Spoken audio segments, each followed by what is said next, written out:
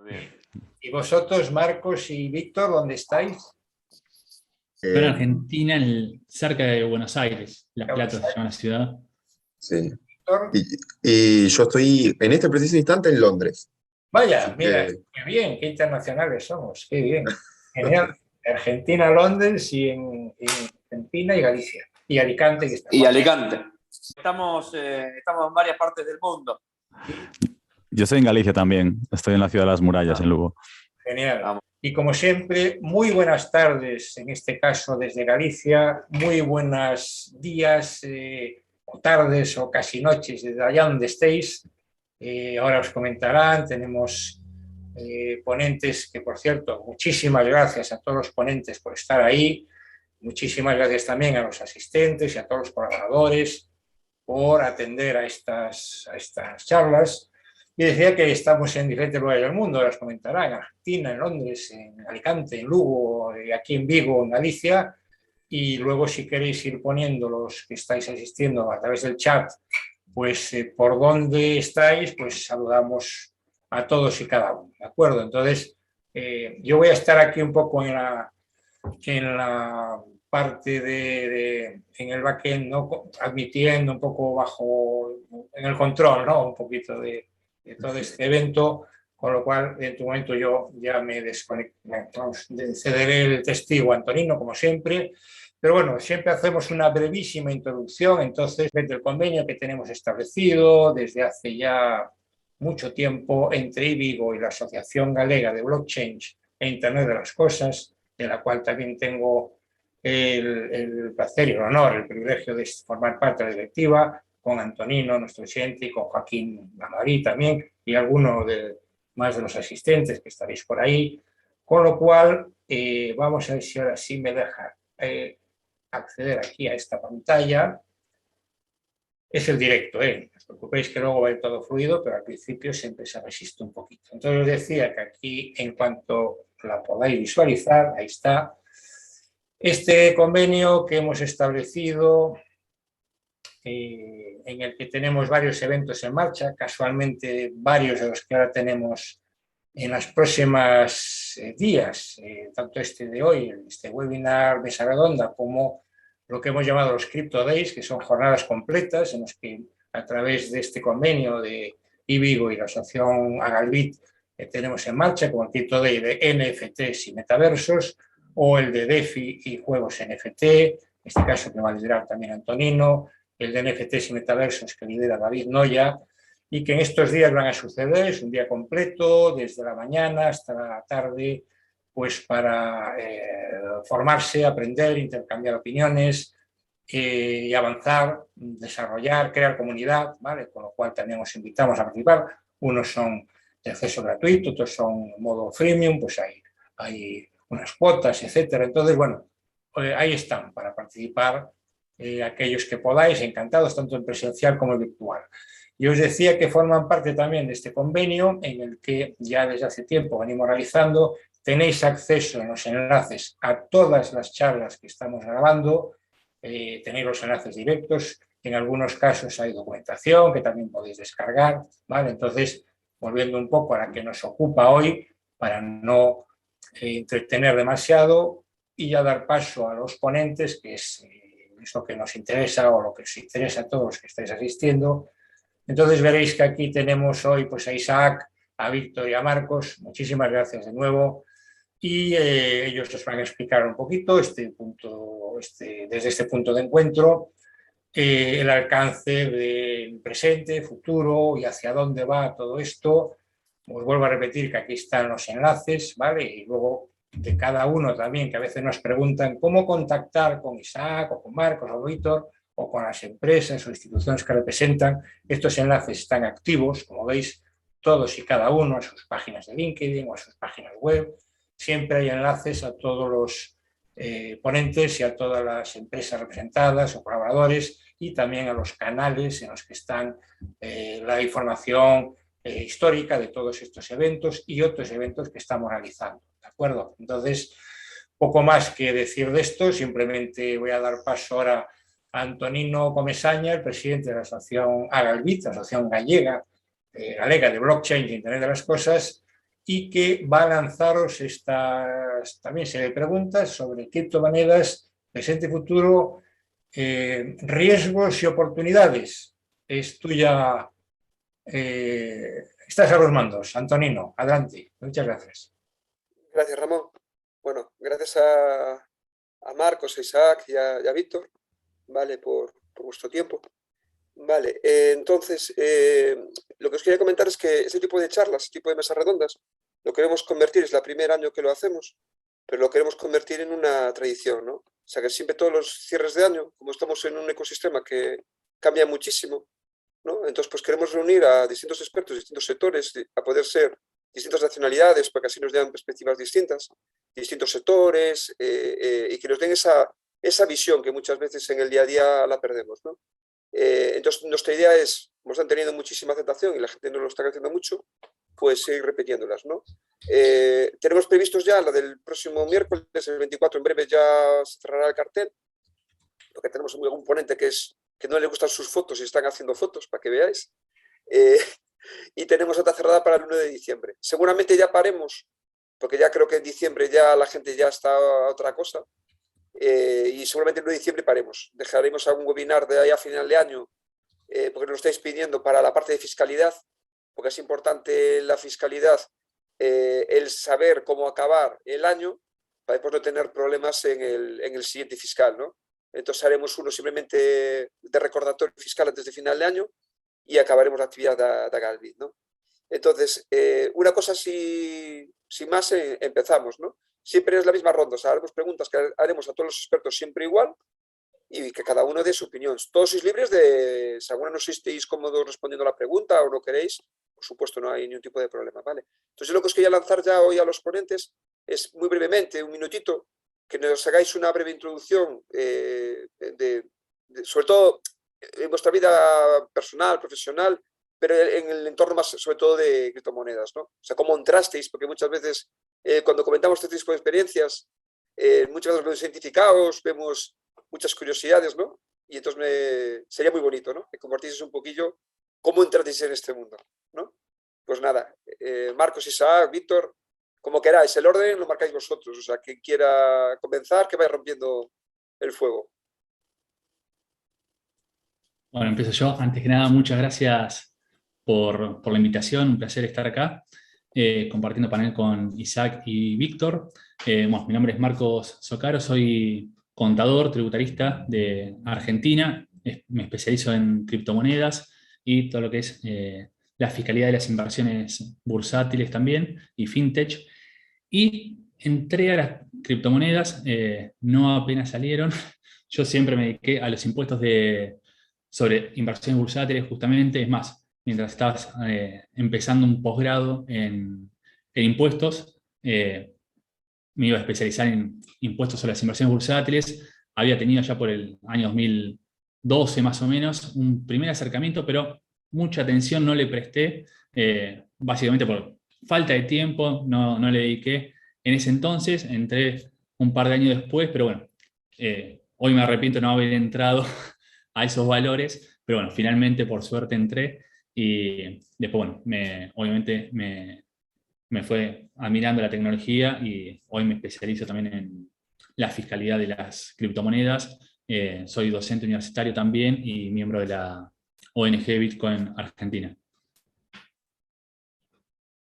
Bueno, mi nombre es Víctor Castillejo, soy abogado también de Argentina, con Marcos formamos parte estamos en la comisión directiva de la ONG Bitcoin Argentina, y mi relación con las criptomonedas como Marcos no fue al principio, por eso sigo trabajando, si no me hubiese tomado unas vacaciones muy largas, pero digamos, es básicamente como me imagino que son la mayoría de las historias. Uno compra por primera vez sin entender demasiado bien cómo es que funciona, pero como que algo te va haciendo ruido y uno va investigando y de repente cuando te diste cuenta estuviste 6 horas ante la computadora leyendo artículos oscuros en algunas páginas de internet, y bueno, y de repente hasta que uno hace el clic y entiende el potencial, ¿no? Que eso es como una de las primeras cosas que a mí me llamó la atención, el potencial.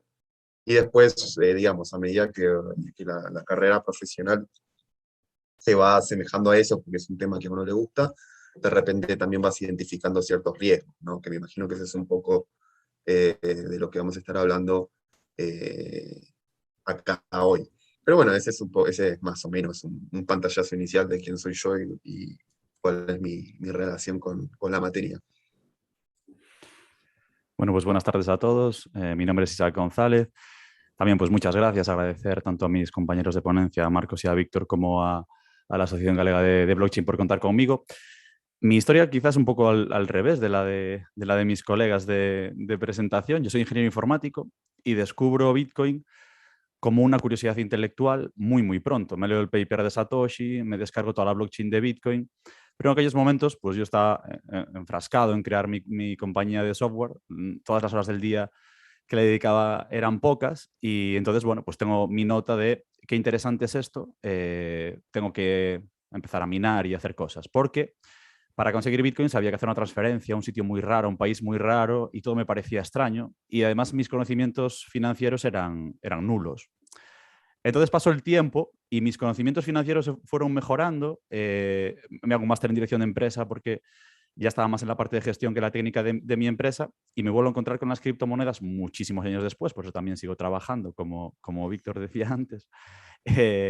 Las encuentro mucho después, pero ya con conocimientos financieros suficientes, ¿no? Entonces yo creo que es una de las cosas importantes. Hablamos de dos tecnologías, la informática y la financiera, o dos campos de conocimiento que se unen aquí y que es importante tener. Entonces, bueno, tardé muchísimo en entrar como inversor financiero, muchísimo, pero sí que también Ethereum lo conocí muy pronto cuando salió y intelectualmente me parecía muy potente, ¿no? Entonces, bueno, mi descubrimiento empieza por la tecnología y acaba en lo financiero, que a veces es un poco el camino contrario de lo que le pasa a otros, ¿no? Que entran por lo financiero y acaban descubriendo la tecnología. Actualmente pues estoy haciendo el doctorado en criptomonedas en la Facultad de Económicas de la Universidad de Santiago, y bueno, y tengo una mini consultora de algunos trabajos que llegan, porque mientras no acabe el doctorado, pues por ahora mi foco principal es ese.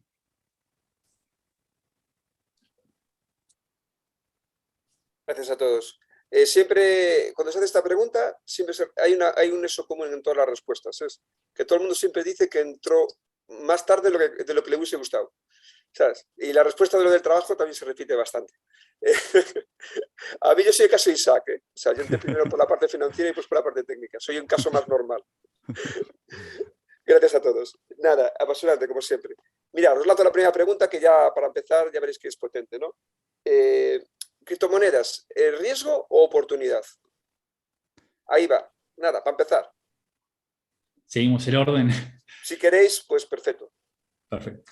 Bueno, las criptomonedas es una gran oportunidad, sobre todo para lo que son los países de América Latina, no solo para todos los países, pero principalmente se está desarrollando mucho el ecosistema en América Latina, pues somos, Argentina incluido, países con altísima inflación, países, por ejemplo, en Argentina hay lo que se denomina un cepo cambiario. Las personas no pueden ir libremente, por ejemplo, a comprar dólares o euros al banco. Es prácticamente imposible acceder a la compra oficial de estas divisas, y últimamente, en los últimos 2 años, ha crecido enormemente la cantidad de personas que, ante la necesidad de básicamente sacarse los pesos de encima, ya que hay una devaluación una inflación bastante importante en Argentina, estas personas que antes quizás nunca se habían acercado ni siquiera al mercado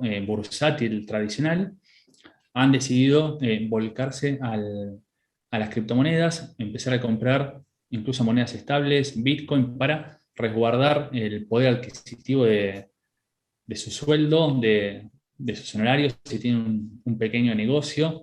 Y a su vez, todas aquellas personas, sobre todo en los países de la región, que no podían acceder a un banco por no tener ingresos en blanco, o porque los requisitos de las entidades financieras a veces son demasiado abusivos, a través de las criptomonedas, a través de dinero descentralizado, privado, que no le niega el acceso a nadie, pueden acceder a al uso de criptomonedas e incluso al uso de todo lo que es el ecosistema de finanzas descentralizadas, pedir préstamos, otorgar préstamos o colocar las criptomonedas a plazo por un determinado interés. O sea, personas que antes jamás hubiesen podido acceder a estas herramientas financieras básicas en las entidades tradicionales, ¿sí? Por falta de avales o por lo que fuese. Además, también permite, y no solo que permite, sino facilita y hace que sea mucho más económico, por ejemplo, transferencias internacionales. Hay muchos países, incluso de la región, que reciben históricamente transferencias de familiares, amigos desde otros países, y esto también ha facilitado mucho las transferencias internacionales, ¿sí? Utilizando Bitcoin y demás criptomonedas. Es algo que, bueno, hemos visto en El Salvador desde que septiembre ya, bueno, se dio mucho impulso a Bitcoin y se lo declaró moneda de curso legal, ¿sí? Las remesas que recibe El Salvador a través de Bitcoin han sido importantes. Así que creo que es una gran oportunidad. Como toda inversión, obviamente, siempre hay que evaluar los riesgos a la hora de invertir, pero lo veo más como una oportunidad. Bueno, ahí sumando a lo que dice Marcos, sí, por supuesto. A ver, desde un punto de vista de alternativa de inversión, a ver, por supuesto, uno es abogado, ¿no? No es asesor financiero, no es asesor económico, entonces puedo decir, digamos, lo que sé por cómo funciona Bitcoin y otras criptomonedas. Hoy en día hay algunas criptomonedas que pueden o no pueden ser una oportunidad de inversión, digamos, siempre pensando que lo que uno quiere es tener más plata en un futuro, por lo menos resguardar el producto de su trabajo, como decía Marcos. Y en ese sentido, en países como Argentina, en países como Venezuela, en países altamente inflacionarios, donde las medidas económicas a veces no son las más adecuadas para para que las personas resguarden su valor, y el acceso a sistemas de inversión más tradicionales, como puede ser mercados regulados o distintos tipos de instrumentos en los cuales uno puede invertir, también se empieza a hacer un poquito más cerrada, especialmente con controles de cambio tan fuertes como en Argentina. Claramente las criptomonedas presentan una gran alternativa para hacer eso que te está vedado, ¿no? O sea, que uno no puede pasar por los obstáculos más tradicionales. Ahora, en este momento de mi vida, digamos, me estoy empezando a ver mucho más los riesgos que implican también este tipo de instrumentos, ¿no? Y ahí empiezan las cuestiones terminológicas que nosotros siempre estamos tratando de definir los abogados acerca de las criptomonedas, ¿no? ¿Qué es una criptomoneda? O si deberíamos hablar de criptoactivos, qué tipo de categoría de criptoactivos pueden haber, y todo ese tipo de situaciones, ¿no? Porque hay criptomonedas que en esencia son instrumentos financieros que nosotros ya conocemos, solo que están instrumentados en una tecnología que antes no utilizábamos, como puede ser la tecnología de cadena de bloques, ¿no? ¿Y a qué me refiero con esto? Para poner un ejemplo muy claro, como puede ser algunas stablecoins como Tether, ¿no? Que dicen que están respaldadas por un depósito en moneda tradicional en una cuenta bancaria. Ahora, si uno no puede auditar que eso efectivamente sea así, obviamente se empiezan a generar riesgos que eventualmente pueden, digamos, atentar contra la inversión del individuo, ¿no? Si de repente nos enteramos que Tether no está respaldado o que la manera en la cual está respaldada implica una inversión en instrumentos financieros un poco más riesgosos, ahí se empieza a poner un poquito más peligrosa la cosa, ¿no? Y por eso últimamente se ha empezado a hablar de el riesgo sistémico que algunos de estos instrumentos empiezan o podrían eventualmente empezar a generar. Así también, digamos, otro de los grandes riesgos es que, y por eso, digamos, como es toda una industria que se está generando alrededor de esta tecnología, la gente que está hace más años empieza a tener un conocimiento específico acerca de las cosas que hay que tener en consideración al momento de tomar estas decisiones para aprovechar una oportunidad o no aprovecharla.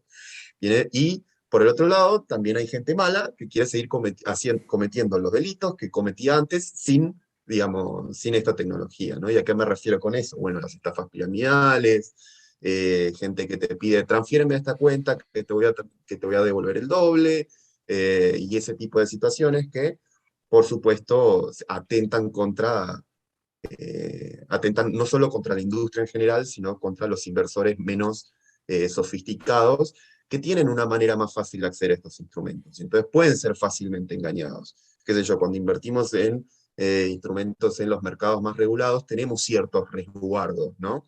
Por ejemplo, necesitamos ir hacia un agente que está autorizado por el mercado, ese agente cumple con ciertos requisitos que en definitiva lo autorizan a hacer recomendaciones o lo autorizan a llevar adelante ciertas operaciones, cosa que en los mercados no regulados de criptoactivos no se tienen, ¿no? Entonces, básicamente, y por eso es tan importante la autorregulación por parte de los intermediarios y que ofrecen este tipo de servicios, que ofrecen este tipo de productos, más que servicios, a los inversores en general, ¿no? Por eso es tan importante el tema de la oferta pública, y si son o no son títulos valores, y este tipo de cuestiones. Y yo creo que, bueno, que ahora estamos como en una especie de lugar en el cual los organismos regulatorios están intentando de hacer, o están intentando de empezar a encorsetar un poco el desarrollo de esa industria, ¿no? Y por eso, por ejemplo, hoy en Argentina nos enteramos de una ley que la verdad es bastante, que ha generado muchos, que ha generado muchos debates, y eso es posiblemente porque los reguladores no se están poniendo las pilas en tratar de entender qué es lo que se debe regular, de qué manera y por qué, ¿no? Hay como una cuestión de, bueno, hay que ir a regular todo, todos los criptoactivos son lo mismo y deben ser regulados de la misma manera, y de vuelta no, o sea, ahora las discusiones están más desmenuzando el pollo, digamos, es decir, tratando de ponerle nombres a las cosas, definirlas, entender cuál es la naturaleza de ello y de qué manera, y cuál es la mejor manera de anticipar esos riesgos y de tratar de reducirlos a lo mínimo posible, aprovechar todas las oportunidades que esto genera, ¿no? Las oportunidades de que la gente tenga una alternativa. Uno podría hasta hablar de una democratización una democratización de la inversión, ¿no? Sin necesidad de estar pasando por tantos intermediarios para ello. De hecho, toda la pata de DeFi es muy importante para eso, y tiene, digamos, consecuencias prácticas concretas para gente que nunca tuvo acceso a el sistema financiero tradicional, o el sistema financiero tradicional se hace muy difícil.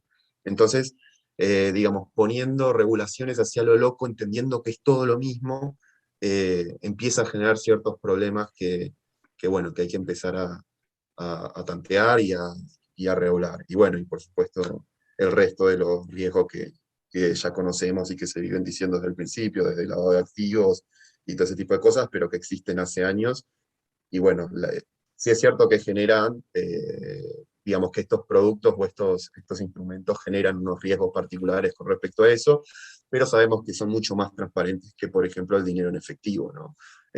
Los actos de corrupción se hacen con dinero cash, donde no queda registro en ningún lado. En cambio, con este tipo de instrumentos y la cadena de bloques, que es transparente y fácilmente auditable, hay muchísima más transparencia en los movimientos. Y por más que hoy en día, digamos, las autoridades regulatorias no tengan la tecnología que les permita hacer la investigación para dar con aquellas personas que cometen ilícitos mediante el uso de este tipo de instrumentos, lo cierto es que eso queda así para toda la posteridad. O queda así para toda la posteridad en el caso de, por ejemplo, Bitcoin o Ethereum, o cadenas de bloques más sólidas, cadenas de bloques públicas que son más sólidas y más transparentes, ¿no?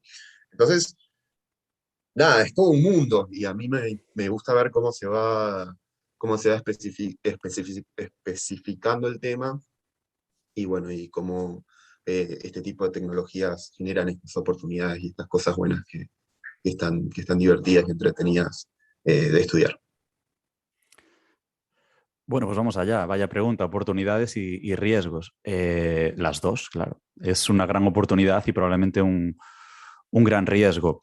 Es una oportunidad porque es una tecnología muy nueva que permite cosas que hasta ahora en la humanidad no podíamos hacer, ¿no? Por ejemplo, una moneda que no esté centralizada su gestión y su toma de decisiones. Eso hasta Bitcoin no existía. Siempre todas las monedas han sido creadas desde un espacio de poder. El rey, el Estado, o incluso una empresa que pueda crear sus monedas, ¿no? En Disneyland, por ejemplo. Pero al final siempre vamos a depender de una entidad centralizada que va a tomar una decisión. En este caso, estamos en un proceso de descentralización, de que esas decisiones no las tome una persona, están escritas en código y el código es ley, digamos. Eso es algo muy nuevo. Y eso tiene muchas derivadas con nuevas tecnologías como los smart contracts que permiten pues, también quitarse siempre intermediarios. En blockchain siempre es lo mismo, es quitar intermediarios de una relación. Es decir, crear una tecnología de la desconfianza para, como no tenemos la necesidad de confiar porque la tecnología se encarga de gestionar la desconfianza, podamos tener muchas cosas como las propiedades en los NFTs, como por ejemplo un nuevo sistema financiero como es DeFi. Todo eso son oportunidades y a mí, pues por resumirlo, siempre me da la sensación de que cuando una tecnología modifica algo importante para el ser humano, es probablemente una tecnología interesante y que sea una oportunidad de muchas cosas. Una oportunidad de inversión, una oportunidad de industria que están haciendo, una oportunidad intelectual para un nuevo campo que hay que estudiar, etcétera, ¿no? Y después están los riesgos. Obviamente, grandes oportunidades implican grandes riesgos. Hay un riesgo tecnológico, estamos, digamos, corriendo y atándonos los zapatos a la vez. Estamos creando cosas nuevas mientras estamos en una carrera frenética por crear cosas nuevas y pueden estar mal creadas. Y hay casos que todos conocemos pues, de cosas que no están bien programadas, que se lanzan sin los debidos controles y que pueden fallar, ¿no? Entonces, bueno, ese es un poco el ecosistema y los riesgos que tenemos que gestionar. Es decir, es mucho más probable que un proyecto que acaba de salir y que no conocemos su procedencia pudiese fallar que lo haga un proyecto tan sólido como es Bitcoin, que lleva pues más de 10 años funcionando 24 horas al día, todos los días de esos 11 años. No ha parado un domingo, no ha descansado, no se ha caído. Después tenemos también los riesgos regulatorios, de los que yo creo que pues, Víctor seguro que nos puede hablar más y que en cada país además son diferentes. Y también los desregulatorios, es decir, como no está regulado, efectivamente hay más posibilidades pues, de que haya estafas o de que haya malentendidos o que haya algún tipo de engaño, ¿no? Entonces, bueno, estas son cosas que tenemos que gestionar. En estos escenarios o en estas conferencias en las que todos somos muy pro blockchain, siempre me gusta poner un poco la nota un poco más pues como fría de que existen riesgos. Claro que los existen. Pero ahí me voy pues un poco a la teoría de Nassim Taleb del riesgo asimétrico. Es decir, desde un punto de vista individual, lo ideal es asumir riesgos que en el peor de los casos supongan una pequeña pérdida, pero en el mejor de los casos supongan una gran ganancia. Cuando hay una asimetría entre lo que perdemos y lo que podemos ganar, es probablemente una buena inversión o una buena decisión. Y yo creo que en criptomonedas, en general, si digamos que tenemos la cabeza suficientemente fría como para controlar esos riesgos, desde un punto de vista patrimonial, desde un punto de vista legal, es muy interesante porque el potencial hacia arriba es enorme, es enorme. ¿Por qué? Pues porque, como decía antes, cuando una tecnología soluciona o modifica comportamientos del ser humano, está claro que eso va a cambiar muchas cosas. A mí me recuerda mucho todo esto que estamos viviendo ahora mismo de blockchain, o que llevamos años viviendo, al inicio de Internet, en el que se negaba constantemente, y hay vídeos muy graciosos, ¿no? De que, pues, ¿para qué quieres Internet? Para leer un periódico, pero si ya lo puedes leer, para escuchar canciones, pero es que si ya tienes el reproductor de música, para... Y siempre había algo que se podía hacer, pero sin embargo Internet fue una revolución porque cambió la forma en la que intercambiamos información los seres humanos, ¿no? Pues yo creo que blockchain cambia la forma en la que nos relacionamos los seres humanos en el intercambio de valor y en el intercambio de relaciones de confianza, ¿no? Y ya por último, pues claro, apuntar también que en esto de la oportunidad y el riesgo está que un espacio de libertad como es blockchain o como era Internet, sobre todo al principio, ¿no? Claro, pues también acarrea una serie de responsabilidades para los que estamos en el ecosistema y para las personas que se unen al ecosistema, ¿no? Es decir, más libertad siempre lleva una carga mayor de responsabilidad, ¿no? Entonces, bueno, yo creo que es una gran oportunidad con sus riesgos que hay que gestionar y que, digamos, en un equilibrio me parecen bien gestionados, menores que la oportunidad que tenemos. Es decir, yo animo a la gente a que no pierda la oportunidad siempre que gestione esos riesgos. Genial, apasionante, muy bien. Isaac, como te escuché, no sé tal que has utilizado una pseudo-argumentación suya a favor de la cripto, igual saquea, ¿eh? Porque el hombre está últimamente que las criptos no las puede ni ver ni en pintura últimamente. Qué decepción que Taleb se pasara al lado oscuro. Sí. Yo soy un apasionado de él también. Todo lo que he escrito, madre mía. Absolutamente, yo también. Sí. Nada, la siguiente pregunta ya va muy acorde con un poco con lo que habéis ya adelantado. aparte está genial porque tenemos a gente de la parte jurídica, ¿no? Y ahí nos pueden dar un poquito más de luz a la gente que no venimos de ese sector, ¿no? Que es cómo creéis que las regulaciones pueden afectar a este sector, ¿no? Y además, si creéis que la gran pregunta, si esta tecnología se debe de regular, o sea, si la tecnología se debe de regular, porque muchas veces no nos la lanzamos, lo damos por hecho, ¿no? Entonces es un debate interesante, ¿no? Pues si la primera pregunta ya era compleja, aquí viene la segunda más todavía. Sí, acá se está dando mucho en todos los países, no solo en los países de donde somos nosotros, tanto España como Argentina. Se está dando mucho el debate si es necesario regular el ecosistema. En primer lugar, ya está regulado, ya hay cierta regulación en todos los países, hay leyes impositivas de prevención de lavado de activos que involucran a las criptomonedas, ¿sí? O sea, regulación ya existe. Lo importante acá es que la regulación sea buena. No es la cuestión es si no existe o no, sino que debe ser buena, debe acompañar al desarrollo del ecosistema, no poner trabas en su desarrollo.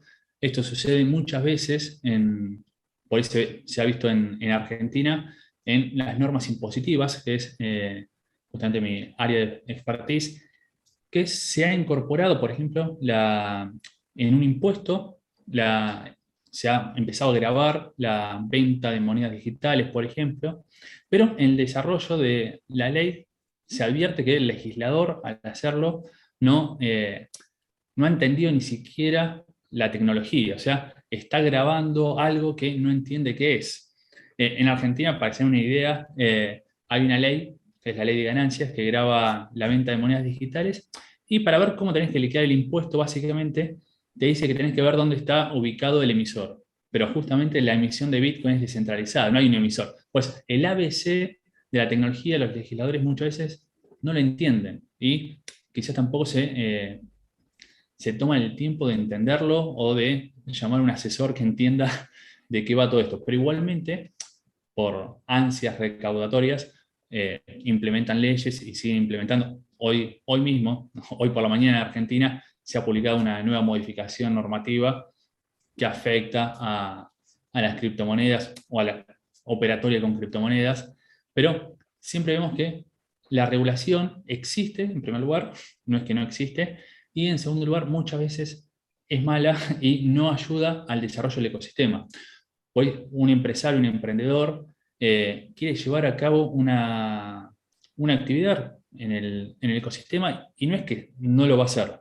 En vez de hacerlo en un país como Argentina o en el país que sea donde no están las normas, las reglas de juego claras, no hay seguridad jurídica, en vez de hacerlo, en vez de invertir capital, de generar trabajo, porque básicamente en el fondo, al desarrollar una actividad, está generando trabajo, está contratando empleados, por ejemplo.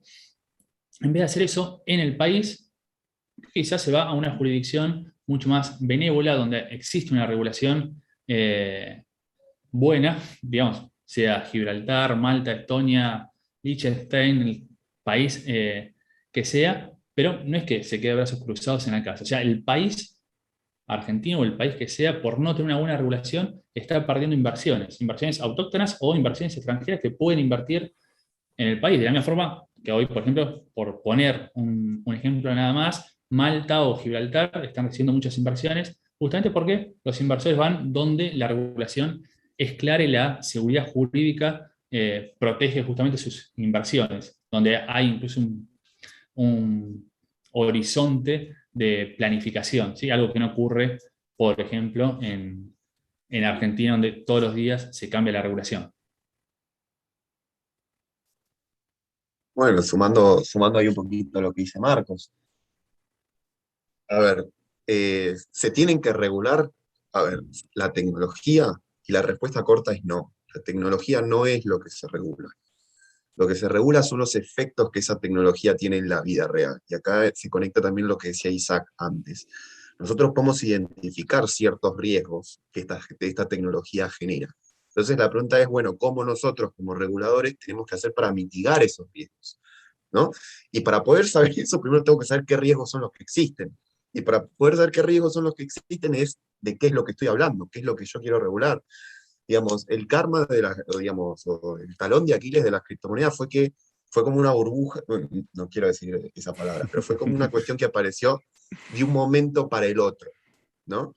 Y al aparecer de un momento para el otro, y al tener gente ducha con tecnología que pudo encontrar y entender de determinados conceptos que permiten crear nuevos modelos de negocios, y de repente se creó todo este ecosistema, porque si a la ver vamos, hace muy poco tiempo, o sea, 2008 fue el paper, 2009 fue la primera transacción, y ya hoy, en pocos años, tenemos toda una industria pujante digamos, que está alterando la manera en que fluye, que fluye, digamos, la economía en términos generales, ¿no? Por fuera del sistema financiero. Entonces, digamos, es como algo que es muy importante. Y al ser tan repentina la aparición, yo creo que los reguladores empezaron a meter todo en una misma bolsa.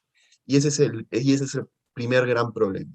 Porque al tratar de meter todo en una misma bolsa, tratar a Bitcoin de la misma manera que yo podría tratar a el token del kiosco de Pepita Pérez, ¿no?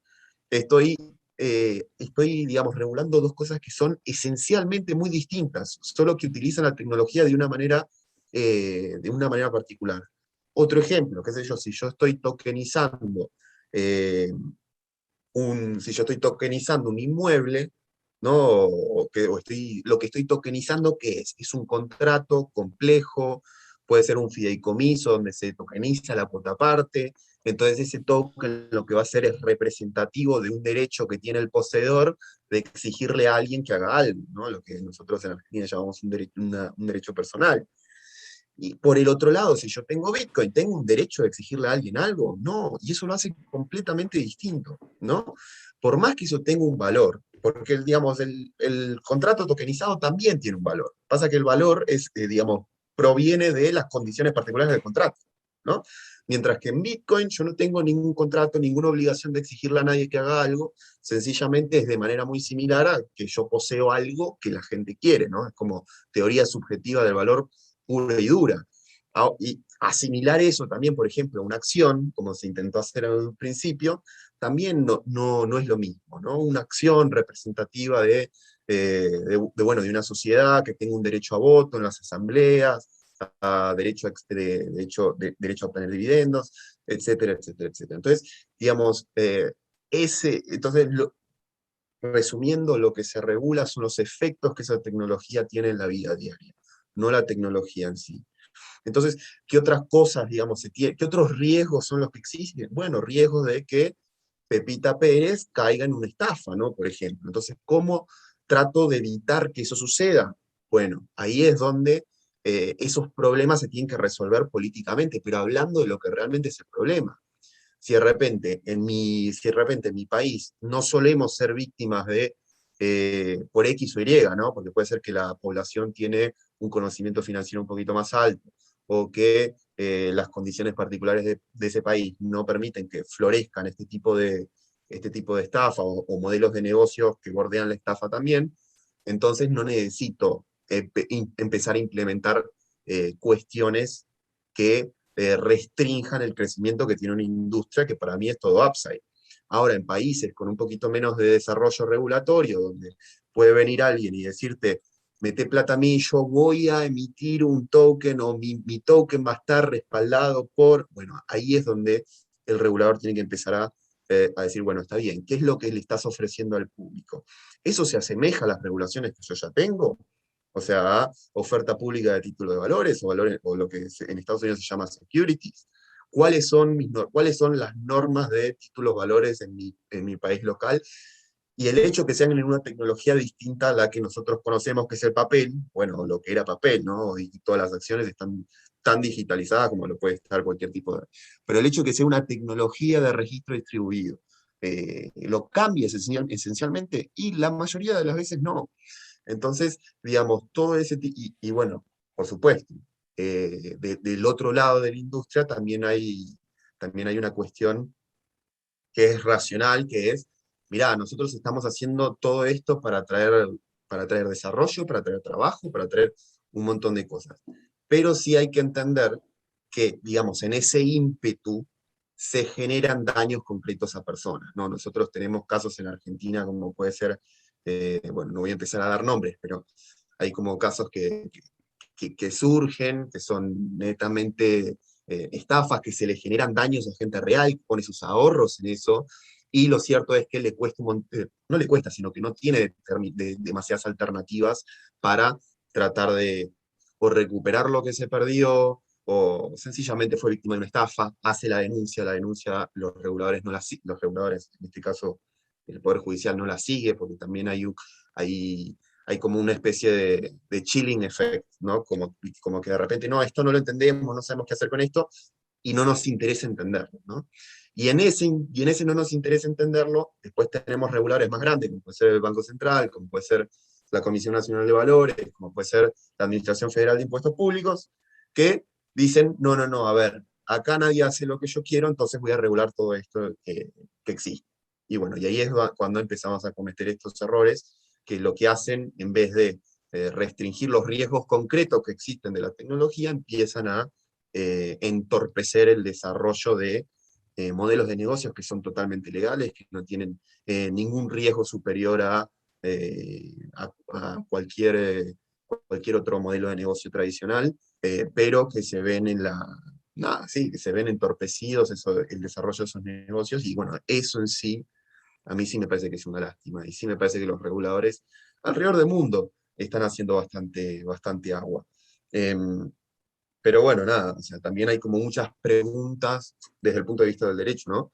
Hay como muchas preguntas que todavía están abiertas, como que nadie quiere terminar de definir bien, porque lo que tiene la tecnología y lo que tiene Internet y lo que tienen como estas cuestiones es que siempre nosotros pensamos en que hay que verlos de un punto de vista interdisciplinario, ¿no? O sea, como abogado no siempre vas a saber el código y cómo es que funciona, ¿no? Y qué sé yo, están como estos debates políticos que nos cuesta un montón hacerlo, o lo queremos hacer con gente que no necesariamente tiene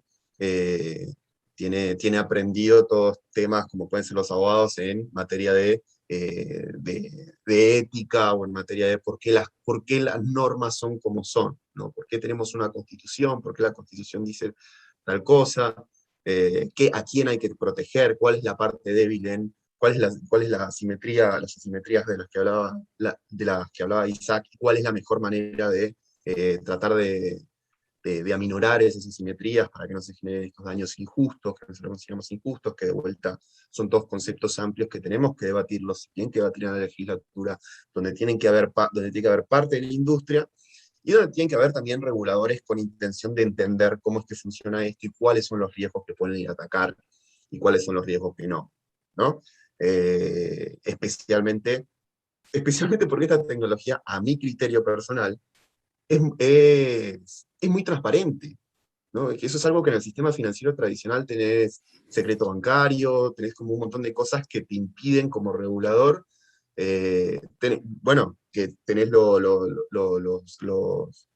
famosos tax haven y todo este tipo de cuestiones que siempre existieron, siempre estuvieron ahí, y más allá de la discusión ideológica de si está bien que existan o está mal que existan, digamos, eso sucede, y eso en cripto, en la mayoría digamos, en la mayoría, como puede ser Bitcoin, como puede ser Ethereum, todo eso es mucho más transparente.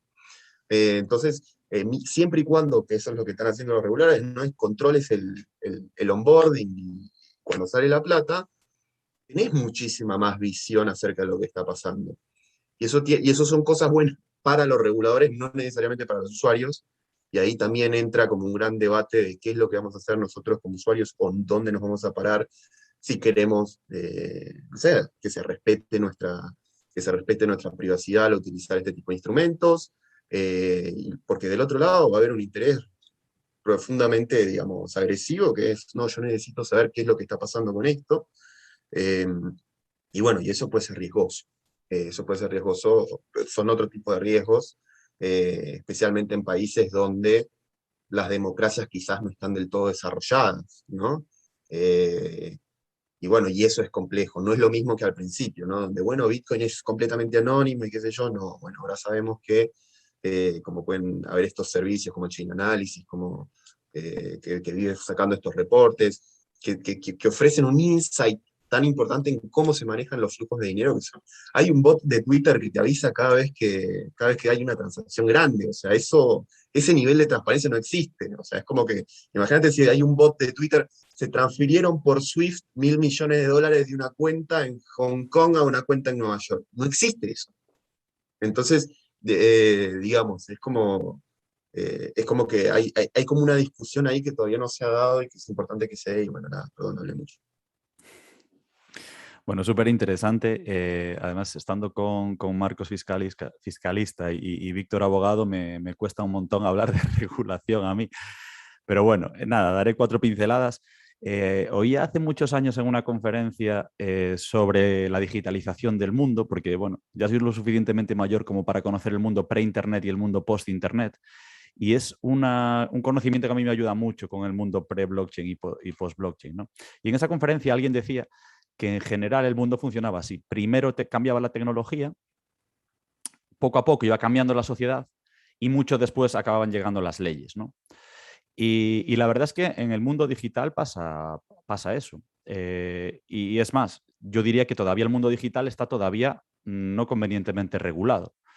Hay muchas cosas que se escapan, porque además si le metemos una dimensión más, que creo que no se ha hablado, aunque siempre ha sobrevolado, que es la internacional, es decir, cada país tiene derecho a hacer sus propias leyes, pero nos encontramos con algo internacional que no tiene sede, como decía Marcos. Entonces, la complejidad es máxima, ¿no? Y obviamente entiendo mucho que muchos podemos llegar a sufrir unas regulaciones muy terribles encima de nuestras cabezas, pero los reguladores, desde luego, no tienen un papel nada sencillo, para nada sencillo, ¿no? Yéndonos un poco había una pregunta también, ¿hay que regular? Pues la verdad es que no lo sé, no sé responder a esa pregunta. Lo que sí sé es que van a regular y que como decía, creo que era Marcos, ya está regulado, no estamos en un terreno no regulado, ya está regulado. Quizás los encajes son difíciles, es que son muy difíciles. Comentaba Víctor que ni siquiera tenemos una definición clara de qué es qué. Si queremos mapear, digamos, definiciones y elementos legales que ya existen con elementos en cripto, es que a veces da, pero es que a veces no da, la conexión no es buena. Recuerda, podría ser, pero no es completa. Entonces, claro, tenemos un montón de problemas. O sea, la SEC todavía no ha dicho lo que es utility o lo que es security. O sea, están ahí un poco al debate y Coinbase les pide hacer lending y no le dejan, pero Coinbase se queja porque otros sí pueden hacer lending, pero está sin regular. Entonces, bueno, estamos en un espacio de muchísima incerteza. Yo la sensación que tengo es que el sistema durante un tiempo ha tratado como de o evitar o incluso demonizar blockchain, y yo creo que ahora está abrazando blockchain con más o menos entusiasmo, con mejor o peor forma. Por un lado, con las CBDCs, con las Central Bank Digital Currencies, están haciendo blockchains para las monedas que tenemos ahora mismo. Están en ese proceso ya ha empezado. Y después tenemos una serie de países que yo creo que también pueden ser ejemplo de cómo sí o cómo no, o qué mejor y qué peor, ¿no? Pues hablo de Malta y Gibraltar, que bueno, quizás son casos un poco especiales porque es verdad que tienen un nivel impositivo muy bajo y también eso hace que atraiga gente de fuera. Son países muy pequeños y muy excepcionales. Tenemos el caso de El Salvador, que adopta Bitcoin como moneda de curso legal. Pero a mí me gustaría hablar de otros. Por ejemplo, Suiza, que hace el país de los bancos por antonomasia.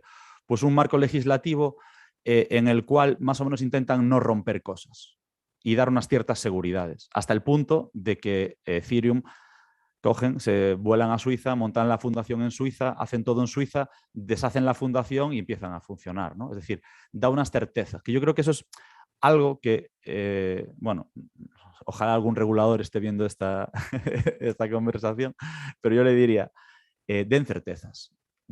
Si es que no es una cuestión a veces de evasión, den certezas, porque por lo menos en España vivimos en la incerteza más absoluta y eso es muy desagradable desde el punto de vista legal. Y tenemos, por ejemplo, claro, podemos decir, es que Suiza es un país históricamente bancario, etcétera, pero tenemos el caso de Estonia, que es un caso muy conocido también por su digitalización muy, muy extrema, pero es que, claro, como gallego yo no puedo dejar de mencionar a Portugal. Es que Portugal da un marco regulatorio que la gente dice, no, es que no se pagan impuestos por cripto. No es verdad. Es que se pagan impuestos por cripto cuando sacas a fiat y eso está muy claro. Entonces, esa claridad legal que paga impuestos al nivel de las acciones, es decir, algo equivalente, está haciendo que, por ejemplo, yo estoy viendo que prácticamente todas las grandes conferencias en Europa de cripto se hacen en Lisboa. Y hay muchísima gente mudándose a Portugal para establecer allí su residencia personal, pero también su residencia empresarial.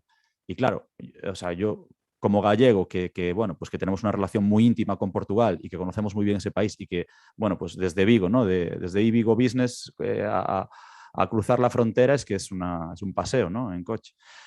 Pues la verdad es que me da muchísima envidia, ¿no? Un poco esas certezas. Y bueno, ya no hablo mucho más porque yo creo que ya está todo dicho por Marcos y por Víctor, pero simplemente cerrar con que ojalá tengamos una regulación que nos dé certezas más que cualquier otra cosa. Gracias, gracias. No, un poco lo que comentaba Isaac es en la charla anterior acuñaron un término que era trading regulatorio, ¿no? Y lo comentaba un poco también Marcos al principio, ¿no? Que al final hay regulaciones y al final la gente en este mundo digital puede montar la sede y moverse donde quiera y al final hay una pérdida para el propio país, ¿no? Y es gracioso porque todos los vídeos que llevamos en Agarbit, que en colaboración con Ibio, que llevan unos cuantos, Ramón sabe que al final el training topic, el que todo el mundo ve y todavía sigue llamando gente, es el de la fiscalidad en Portugal. Porque al final lo que comentabas, la gente se busca la vida y al final donde aquí te exprimen o no hay esa incertidumbre, buscan a donde hay claridad. Y es así, o sea, en este mundo donde tú tienes capacidad de poderte mover y tener la sede donde tú quieras, pues creo que los reguladores todavía no han percibido eso, que al final eso no se puede parar. Nada, pues nada, si las dos primeras preguntas os parecían que tenían toma pan y moja, aquí viene la tercera. Es, ¿cómo veis el sector a 5 años vista? O sea, os pido que saquéis la bola de cristal, casi nada, y que me digáis más o menos qué creéis, cuál es el sector que puede tener más crecimiento, ¿no? O sea, NFTs, la parte de desarrollo empresarial, plataformas, medios de pago, o sea, en vuestro punto de vista, ¿dónde lo creéis? Porque esto es para que veáis cómo ha cambiado el sector. Esta es una pregunta que se hacía mucho, sobre todo en el año, empezó a hacerse en el año, claro, cuando ya empezó a tener el ecosistema riqueza, ¿no? Que cuando solo había 2 o 3 criptomonedas no tenía mucho sentido, pero en el año 2016-17 se empezaba a lanzar, ¿no? Y todos los debates siempre surgían en lo mismo. Era qué protocolos se iba a imponer. Había gente que quería que la prueba de trabajo nunca triunfaría, por lo del consumo eléctrico y todo, y que triunfarían Proof of Stake, otro tipo de protocolos, ¿no? Y por otra pregunta era si solo quedarían 4 o 5 criptomonedas o habría miles, ¿no? Pero para que veáis, eso era lo que había de debate. Hoy en día es tan complejo lo que os lanzo, porque hay tantos sectores abiertos. Y lo comentaban también en la otra charla, que lo comentaba Frederick de Stools, que claro, cuando empezamos en el sector al principio, tú te mantenías más o menos informado 1 horita, 2 horas al día y más o menos miras todo el ecosistema. Y ahora ya es tan grande que no puede haber expertos en blockchain, sino en sectores de blockchain, o en NFTs, o en la parte de DeFi específica, porque ya tiene que ser tan grande la información y proyectos que la complejidad ya no te da al día, ¿no? Pues ahora, sabiendo lo complejo que es y hacer esta pregunta, os lo lanzo. A ver, ¿cómo lo veis? Desde vuestro punto de vista, ¿cómo veis que esto puede evolucionar y sobre todo dónde creéis que puede haber más desarrollo, más potencial? Sí, perfecta la pregunta. Bueno, dentro de 5 años vamos a tener ya, haber tenido un halving más de Bitcoin. Esperamos siga subiendo el precio. Es difícil adelantarse, pero lo básico que podemos decir es, hoy en día, el estado actual, ¿cuál es? Un 2, un 3% de la población nada más utiliza criptomonedas y obviamente todo lo que es el ecosistema de finanzas descentralizadas, ¿sí? O sea, hay muchísimas personas que todavía no ingresaron al ecosistema, que nunca compraron criptomonedas ni se gastaron $10 en comprar criptomonedas. O sea, dentro de 5 años veo un ecosistema muchísimo más grande, de muchísimas más personas utilizando criptomonedas, incluso como medio de pago habitual en comercios, negocios. Se van a desarrollar mucho la tecnología. Bueno, hoy ya tenemos, por ejemplo, en Bitcoin, Lightning Network, que está creciendo bastante. Una de las billeteras que más se usa es Moon, que es también argentina. Y otros negocios, vos mencionabas NFT, incluso los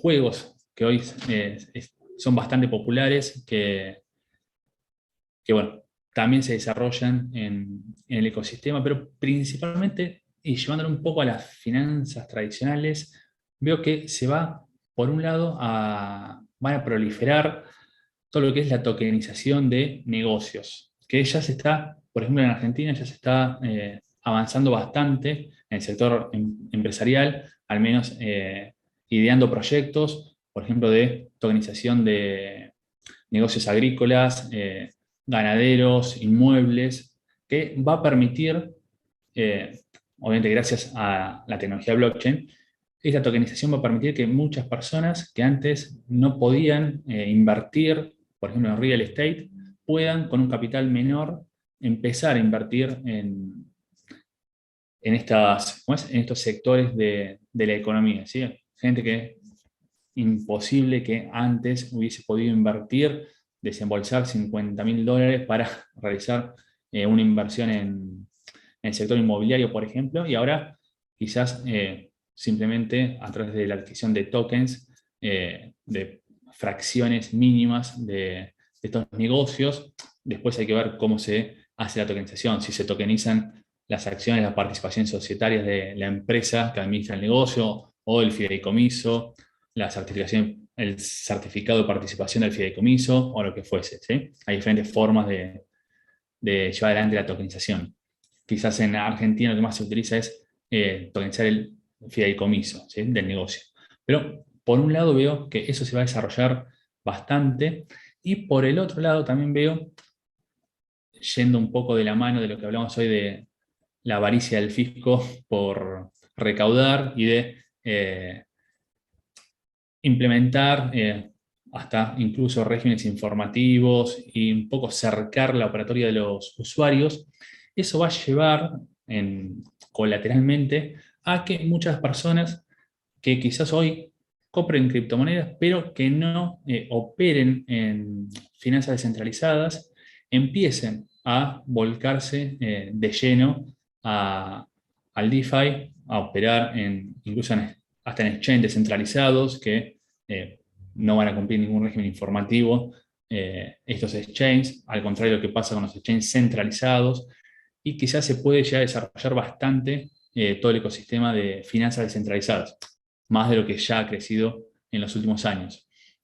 Y en tercer lugar, también veo a las criptomonedas en todo el ecosistema dentro de unos años conviviendo con ya, obviamente no todos los países, pero los principales países del mundo con su propia CBDC, como decía Isaac, su propia Central Bank Digital Currency, moneda digital del Banco Central, que, bueno, China está a la cabeza de esos proyectos, ya Bahamas lanzó su Sand Dollar, pero veo quizás el año que viene ya tengamos el yuan digital, y bueno, eso genere que el resto de los países aceleren sus propios proyectos, y quizás en 5 o 6 años tengamos a las principales potencias con una CBDC propia emitida, valga la redundancia. Bueno, nada, en 5 años. Yo quizás soy de los que, bueno, quizás es por mi trabajo, pero yo soy de los más pesimistas, digamos. Yo creo que así como está hoy la industria no va a seguir por mucho tiempo. Es decir, esto de, como lo que sucedieron con las ICOs en el 2017 hasta ahora, digamos, toda esa cantidad de plata que lograron levantar haciendo tres clics y bueno, y poniendo una landing page en internet y levantando cientos de millones de dólares, eso, para mí eso tiene, desde un punto de vista regulatorio, los días contados, ¿no? Y me voy a enfocar más que nada en lo regulatorio, o sea, porque en definitiva, en cierta manera también encontramos luego lo de los NFTs, ¿no? Y plataformas como OpenSea, que no tienen 2 años, o sea, como que Binance en el año 2019 no era... Y de repente de 2019 a 2021 se está moviendo más plata que los bancos tradicionales históricamente, ¿no? Eso, que era un poco de lo que hablamos al principio, ¿no? Como esta industria medio como que explotó y de repente tenemos todo un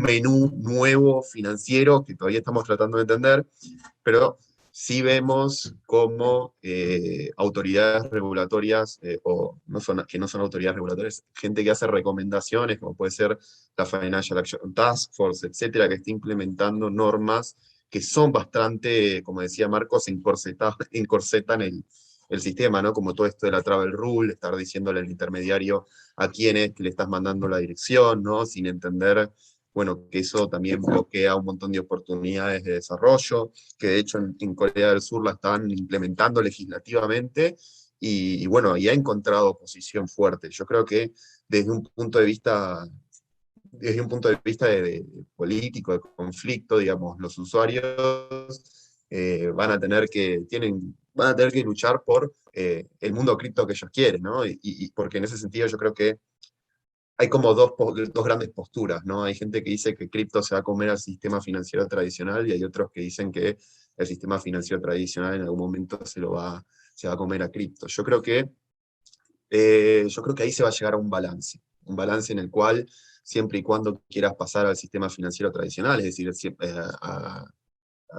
al dinero fiat, o sea, eso que hablamos del onboarding y todo eso, vas a tener que vértelas, digamos, con los organismos regulatorios, y después sí, obviamente, vas a tener, uno no puede tapar el sol con un dedo, ¿no? Es como que si de repente hay muchísimas alternativas y la gente quiere seguir yendo por esas alternativas, bueno, el regulador no le queda mucho más para hacer. Pero sí es cierto que, y ahí viene el pesimismo, yo creo que nosotros como individuos somos, ¿viste?, hombres y mujeres de hábito, ¿no? Entonces, como nos somos comportados, digamos, así como mucha gente dice, bueno, si vos guardás tu plata debajo del colchón, en Argentina es la excepción, por supuesto, es la regla en Argentina, pero digamos, en el resto de los países. ¿Hola? Ay, creo que me desconecté. ¿Hola, hola? ¿Se me escucha? Ah, ¿se me escucha? Víctor, perfecto, sí, se escucha bien. Bueno, entonces, no me acuerdo que venía, no me acuerdo que venía, perdón. Estabas con el colchón, que en Argentina Claro, era... exactamente, es como si uno... Tener plata bajo el colchón también implica un riesgo, ¿no? Si se te quema la casa, perdiste todos tus ahorros, si alguien se entera puede venir a hacerte daño, y de la misma manera yo creo que los usuarios cripto hoy por hoy, a no ser que en algún momento se encuentre la manera de reducir esos riesgos, también tienen ese tipo de riesgos, ¿no? Y muchas veces se habla de, bueno, los usuarios tienen que empezar a ejercer más responsabilidad acerca de su destino financiero, lo cual es una respuesta, pero también es cierto que no todo el mundo quiere pasar por eso, ¿no? Por eso las empresas, los intermediarios crecen, pero a pasos a 1000% por año, porque la gente prefiere sacarse ese riesgo de encima, ¿no? Prefiere quedarse tranquilo y no le molesta pagarle a un intermediario, ¿no? Cosa que, como decía Isaac o Marcos, no me acuerdo, al principio, precisamente una de las promesas que tiene la tecnología es tratar de evitar esa centralización, cosa que en los hechos no parecería estar sucediendo.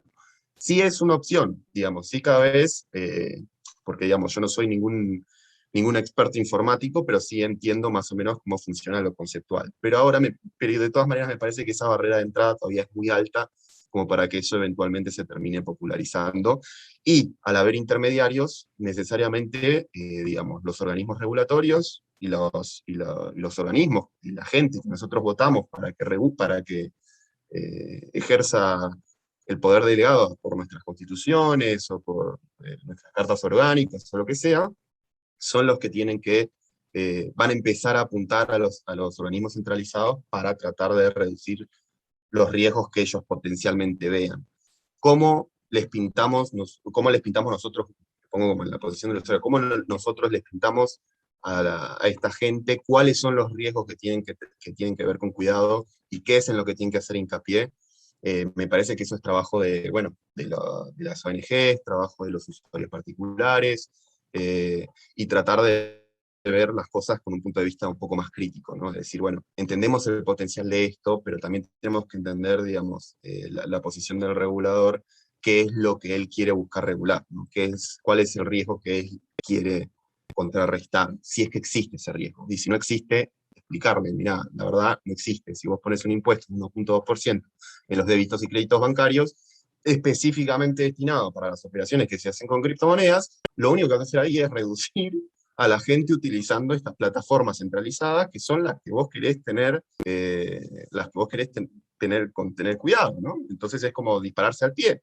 Y no solo te disparas en el pie, sino que también estás poniendo en otro tipo de riesgos a los usuarios que utilicen estas plataformas. Entonces, nada, es como complejo. En 5 años va a haber bastante más regulación, va a haber bastante más transparencia, que eso no necesariamente es algo bueno, desde un punto de vista de derecho de la privacidad y otro tipo de cuestiones. Y sí veo que bueno, y en ese sentido sí pongo todo más o menos en la misma bolsa, porque esto de los NFTs y estar comprando NFTs por cientos de millones de dólares, y todas estas nuevas actividades que suceden, ¿no? Esta gente que se compra a sí mismo, que toma un préstamo y compra el NFT a 5 millones de dólares para engañar a la gente pensando que lo que él tiene es querido y hay gente dispuesta a pagar todo eso. Bueno, todo eso son conductas anticompetitivas, todo eso, digamos, hay leyes de defensa de la competencia que prevén situaciones similares para eso. Por supuesto, están años luz todavía de entender los contextos particulares, y por ahora los reguladores dicen, bueno, eso es riesgo personal o riesgo individual de cada una de estas personas, pero todo ese tipo de actividades sí me parece que van a ir levantando la pestaña del regulador, y me parece que digamos, a nosotros como usuarios en algún momento vamos a tener que poner la línea sobre la arena, ¿no? Y decir, bueno, mira, deberías hacer esto o esto, y si no, tendremos regulaciones muy similares a las que ya tenemos, con las restricciones que eso implica, y bueno, y un muy pequeño porcentaje seguirá haciendo transacciones no por debajo de la mesa, sino lo que nosotros llamamos en negro o blue, sin pasar por intermediarios, exponiéndose a que, no sé, quiero comprar un Bitcoin por fuera de los intermediarios, exponiéndose a que alguien le haga algo, ¿no? O sea, creo que en España hace poquito había un gran empresario que entraron a su casa y lo obligaron a todo ese tipo de cosas. Bueno, yo creo que eso va a pasar más seguido, especialmente por estas cuestiones de la transparencia, y por eso hay que empezar a luchar por cosas un poquito más específicas, ¿no? Como una especie de secreto bancario también para este tipo de situaciones, que no todo el mundo pueda tener acceso a cierta información. Bueno, para eso tenemos, ¿no?, todos los regímenes de protección de datos personales, y ustedes allá en Europa tienen el GDPR y todo ese tipo de cosas. Bueno, hay que empezar a ser más cuidadosos con ese tipo de cosas. Y bueno, y después sí, o sea, no deja de ser toda especulación, ¿no? Porque sale Facebook y habla del metaverso, y ahora es metaverso, metaverso, metaverso. Yo no sé no sé en qué puede derivar todo esto, ¿no? Es más que nada wishful thinking y especulaciones sin ningún tipo de probabilidad de que eso sea así. Pero bueno, esa es mi feedback. Bueno, muy interesante. La verdad es que coincido un montón con Marcos y con Víctor. Se habló mucho y yo creo que es muy clave la parte de regulación, y ellos yo creo que ya hablaron mucho sobre ella. Yo, pues brevemente, creo que efectivamente en 5 años tendremos ya algunas Central Bank Digital Currencies bastante establecidas y que puedan empezar a interoperar con blockchains, que no quiere decir que podamos utilizarlas como utilizamos hoy tokens. Quiero decir, es probable que la forma de usarlas sea distinto, que no sean 100% abiertas. Creo que vamos a pasar, como un poco le pasó a Internet, del todo abierto al gris de medio abierto, medio cerrado. Del todo anónimo al anónimo, pero un poco. Y yo creo que vamos a hacer ese camino, ¿no? Yo recuerdo al principio en Internet que podías poner cualquier cosa de cualquier manera, de forma anónima, y que estos años, pues en España tú ponías un tuit con un chiste que le molestase a alguien y podías ir preso, ¿no? Entonces, quiero decir, y después yo tampoco es verdad que yo no creo demasiado en las regulaciones, porque creo que no funcionan ya a día de hoy en muchas cosas, no funcionan todo lo bien que se supone que deberían de funcionar en el mundo tradicional como para un mundo que todavía estamos construyendo, ¿no? Entonces, digamos que también soy pesimista, creo que blockchain va a seguir un poco un camino paralelo a Internet, que se va a ir domando, que se va a ir recentralizando y cerrando. Y por acabar, digamos, la parte pesimista, yo creo que a nivel de precios tiene que haber un pequeño colapso o un gran colapso. Tiene que haberlo, como hubo en 2018. Yo creo que tiene que haber algo así, ¿no? Porque desde luego estamos en una época en la que se empieza a detectar un cierto frenesí, ¿no? O al menos esa sensación tengo. La parte positiva o optimista es que el frenesí del año 2000 de la burbuja de las .com, que fue también una catástrofe porque fue una caída en bolsa gigantesca, de esas cenizas nació las grandes compañías de principios de este siglo. Prácticamente todas las grandes compañías nacieron o durante o posteriormente a esa super caída, ¿no? Entonces yo creo que este ecosistema tendrá que sufrir algún tipo de bajada a los infiernos, como parecida a la de 2018, yo creo, ¿no? Después también coincido, creo que era Marcos quien lo dijo, que claro, que a nivel de adopción a nivel mundial es que estamos en el principio. Entonces, sé que suena un poco contradictorio, pero la adopción va a seguir subiendo, ¿no? Y yo, digamos que soy poco, lo voy a decir públicamente, digamos que la parte de pagos la veo menos interesante, mucho menos interesante que el resto de partes que trae blockchain. ¿Por qué? Pues porque cuando le damos al botón de comprar en PayPal, no nos preocupa mucho qué hay allí debajo. Eventualmente en algún momento puede que debajo haya Lightning Network, Bitcoin u otra cosa, ¿no? Pero no nos preocupa demasiado.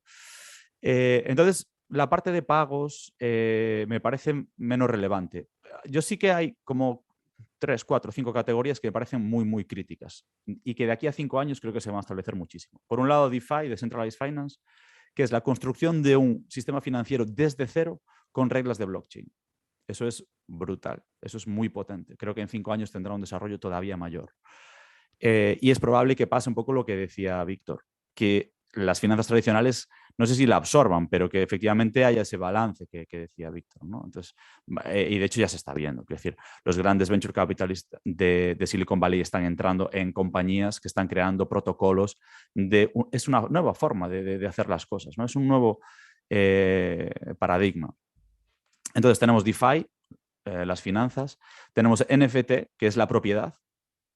Es decir, si tenemos una red que nos permite intercambiar propiedad, eso es auténticamente brutal, de forma instantánea, global, es gigantesco. Y obviamente, claro, hay un frenesí y unas noticias que digamos que no nos dejan ver el bosque, ¿no? Es decir, hay unas noticias tan espectaculares que no nos dejan verlo de atrás. Se estamos redefiniendo la propiedad desde cero. Eso es enorme. Después tenemos la redefinición de las organizaciones, que son las DAOs. Es decir, cómo una organización puede tener sus reglas programadas e inamovibles, ¿no? O cómo nos podemos organizar en organizaciones que no necesitan de un tercero para existir. Todos los que hemos creado una empresa necesitamos ir a un notario, llevarlo al registro mercantil, etcétera, etcétera. Y cuando hay cualquier problema tenemos que ir a un abogado. Es decir, hay una serie de problemáticas que esto no la soluciona de un zarpazo, no es que ya esté todo solucionado, pero es una nueva forma de hacer organizaciones, ¿no? El tema de la identidad va a ser muy crítico y yo creo que ahí puede ser por donde entren hasta la cocina, es decir, la parte de asociar identidades reales con identidades blockchain. La parte de tokenización que mencionaba Marcos, ¿no? Pues también yo creo que ya está en proceso, y el gaming, que estaba David de Bitcoin Pentium la semana pasada hablando de ello, pues yo creo que también tiene muchísimo recorrido, ¿no? Entonces, claro, finanzas, propiedad, organizaciones, tokenización, gaming, identidad. Es que ataca elementos clave del ser humano y eso, por fuerza, va a cambiar muchísimas cosas. Que serán unos proyectos u otros, claro. Lo que decía Antonio cuando nos introducía la pregunta, y ya no me extiendo mucho más, es, claro, hace 5 años o hace 3 años es que el debate era completamente otro. Es probable también que pasemos por una crisis de centralización, por ejemplo. Hay demasiadas monedas que están excesivamente centralizadas y eso puede ser un problema. Hay también excesivo apalancamiento que en caso de una caída también puede generar problemas. Bueno, hay muchas cosas que pueden pasar, ¿no? Pero yo prefiero, digamos, poner las luces largas en los elementos que os decía que para mí son muy relevantes de cara a futuro. Nada, apasionante.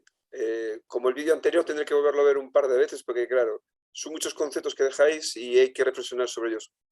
Apasionante. Bueno, volviendo ya un poco más a una pregunta que nos pregunta mucho, ya más al mundo mundano, al mundo de la inversión, ¿no? Volvemos a la tierra, que ya tocó un poco ahora Isaac, lo dejó caer, ¿no? Que puede ser una señal de alerta. O sea, muchísima gente se está escuchando, se está leyendo de que estamos en las criptomonedas, desde el punto de vista de la cotización de los criptoactivos, ¿no?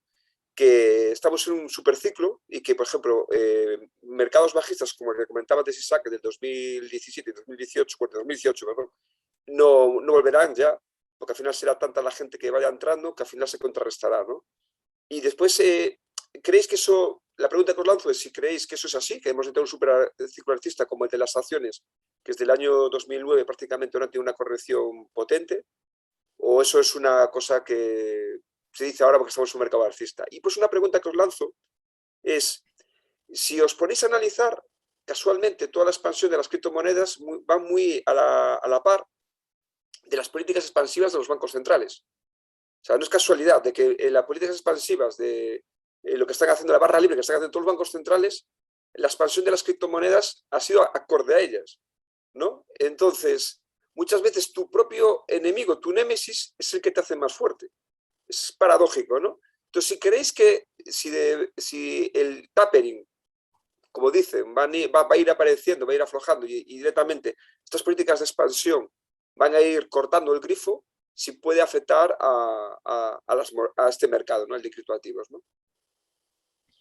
Sí, como bien decís, obviamente no tenemos la bola de cristal, por ahí decimos que esto puede ir aflojando en el precio y dentro de un mes el Bitcoin supera $150.000, nos van a ir a buscar a nuestras casas, pero como bien decís, la pandemia hizo que, para contrarrestar un poco los efectos económicos, no solo Estados Unidos, la Reserva Federal, sino todos los bancos centrales del mundo empezaron a emitir dinero fiduciario casi sin control en algunos países. Bueno, hoy en día Estados Unidos, a causa, digamos, de la emisión, hoy tiene una inflación anual del 6%, algo casi histórico, ¿sí? Sin contar que en Argentina, por ejemplo, estamos hablando del orden de los 50% de inflación, para hacer un paralelismo. Pero esto fue ocasionado por la expansión monetaria que no solo hizo subir a los activos tradicionales, las acciones tradicionales, sino a todo el ecosistema de las criptomonedas, que también pudieron tener como incentivo, una de las causas, mejor dicho, para el aumento del precio, el descubrimiento de muchas personas que antes, quizás antes de la pandemia, nunca habían operado criptomonedas y que en la pandemia empezaron a descubrir esta tecnología e ingresaron a invertir a través de Bitcoin y después otras criptomonedas. Pero la principal causa seguramente sea la expansión monetaria, ¿sí? Que favoreció la cotización de estos activos. Y el temor es que con el tapering, que es básicamente la retirada de liquidez del mercado para reducir la liquidez, el dinero fiduciario en circulación por parte de Estados Unidos, que siempre lo viene postergando, pero es casi inminente, quizás a fines de este año o principio del año que viene empiece a reducir el capital en circulación. Esto obviamente puede llegar a impactar en el precio de los criptoactivos, de las criptomonedas, como también puede impactar en los activos bursátiles tradicionales, ¿sí? Muchas veces esto lo podemos ver cuando hay rumores de que la Fed va a adelantar el tapering o va a aumentar la tasa de interés básicamente de Estados Unidos, y eso hace que al aumentar la tasa de interés se absorba, digamos, liquidez del mercado, los inversores empiecen a invertir en bonos estadounidenses y retiren dinero de circulación. Cada vez que hay un rumor de que se adelanta el tapering, vemos en el mercado tradicional, en Wall Street, por ejemplo, que baja y bastante ese día las acciones, hasta que después vuelven a postergar un poco el tapering y vuelve a subir un frenesí entusiasta las acciones bursátiles, pero esto también ocurre con el mercado cripto. Acá siempre a la hora de invertir, para cualquier persona, sea en criptomonedas o en el mercado tradicional, tiene que tener en cuenta cuándo va a necesitar ese dinero, si ese dinero está dispuesto a perderlo. Por ejemplo, me ha tocado personalmente gente que me pregunta que tiene ahorros, pero que los necesita para dentro de unos meses hacer una operación importante, ¿sí? Operación de salud, me refiero. Y si invierto en Bitcoin, así gano mientras tanto. Y ahí obviamente ya es riesgoso, casi una locura, por más que en el fondo creamos que puede seguir subiendo, es un activo volátil. Quizás dentro de 2 meses bajó un 20% y la persona no se puede hacer la operación porque perdió capital, por más que dentro de 6 meses duplique su valor, pero el dinero lo necesita dentro de 2 meses. Por eso hay, esto también por parte del Estado, tiene que brindar mucho más educación financiera en general, no solo por inversiones en el ecosistema de criptomonedas, sino inversiones en general.